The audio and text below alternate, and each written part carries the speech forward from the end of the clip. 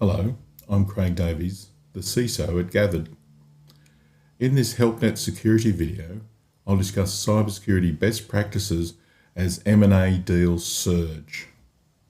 Mergers and acquisitions is a really interesting area nowadays, particularly when it comes to integrating people and technologies into either a combined environment or into an environment where you are absorbing an organisation.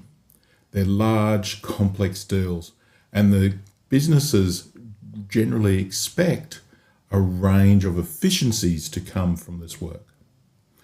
Mergers and acquisitions has surged dramatically over the previous quarters, with data coming through showing we're getting a 130% increase in mergers and acquisitions in the United States alone, totaling about $288 billion. Worldwide, mergers and acquisitions continues to accelerate, and it looks like it's rising by about 56% to reach a total of around $453 billion in value. Now, when you think about these rise in mergers and acquisitions transactions, the cybersecurity considerations become more complex and pressing because of the pressures of not only the efficiencies that are expected, but the opportunity it opens up for misconfigurations and errors to occur in the transition.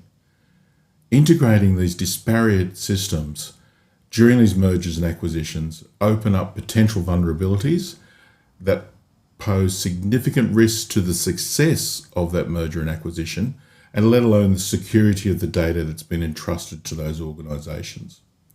When on top of that, you've got company leaders facing increasing pressures around cybersecurity standards and expectations. So compliance in terms of these transactions is crucial to ensuring that it works smoothly, that people are onboarded and offboarded appropriately, and the businesses gain the efficiencies they were expecting from the exercise. And not only on top of that, you've still got to migrate the regulatory framework that lives between such things as the SEC, the Australian Stock Exchange, the London Stock Exchange, the European privacy requirements, let alone the myriad of expectations from shareholders, stakeholders, and the team members themselves being brought into the new environment. I've got a few key strategies I want you to think about that lets you address these challenges effectively.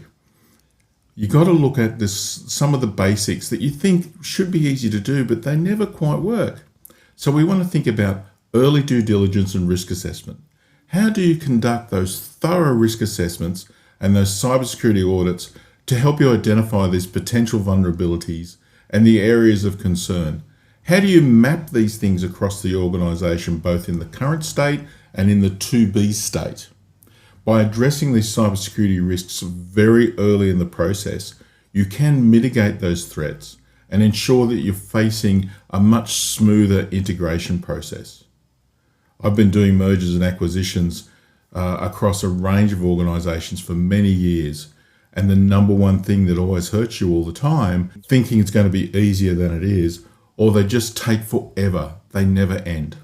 So we think about it nowadays from having a really strategic integration plan. How do you develop that comprehensive strategy that looks at the cybersecurity considerations from the outset? How do you look at your user identities? How do you manage user access? How do you manage physical access into facilities? And then where can you streamline those integration processes? On top of that, you want a super effective communication strategy. You want people to know what's going on. You want to have those clear communication channels open, and you want to know that you have key stakeholder buy-in for some of those crucial cybersecurity relationships and decisions you will need to make as you work through the process. Obviously, you want to be regularly communicating the updates, milestones, and particularly the challenges you're facing throughout the entire integration process, so all integrators, stakeholders are informed and fully engaged in the process. The crucial role identity governance plays is really critical. We've worked with clients who are bringing together large organisations, and the key issue that they face all the time is identity governance. They're bringing people into new systems, perhaps they're migrating, They might be consolidating HR platforms early. They might be trying to consolidate centralized directories early. And to do that, you need to have a really strong mapping of your organizational structure and the relationships between people, data, systems. Without having that, you just increase substantially your risks of challenges occurring that you weren't expecting, people losing access to systems, or that worst case scenario, an inadvertent opening of an issue tied to your cybersecurity position in the organization. You want to make sure that everybody can see everything in one cohesive view of the organization, because you're trying to bring everybody up under the one umbrella. So that means that teams after the transition will know who always has access to what. You want to make sure that you can get that cross-team collaboration between old organizations and new, or sister organizations merging, whatever it is, because people want to know where they fit into the system and how they've done it before and how you're going to do it in the future. You can take the opportunity to absorb best practices from the organizations you're bringing together, or overlay a consistent standard around managing user access and user identity. The other thing is, really, once that's all stymied and underway, the identity challenges don't stop. In many cases, mergers and acquisitions lead to systems needing to be continued to run for an incredibly long time post-transition, or they just left run because that's the best solution for the way that the business is going to operate. So you've still got to have that cohesive view across your organization around who has access to what and when, and how everybody maps together and what the world's going to look like as your organization grows. CISOs have got to have that outcome-focused way to get those clear insights as to who's seeing what and how they can confidently report through the organization that the security of the organization is meeting the standards, and that you're continuing to meet the compliance standards expected of you as an organization. Thank you.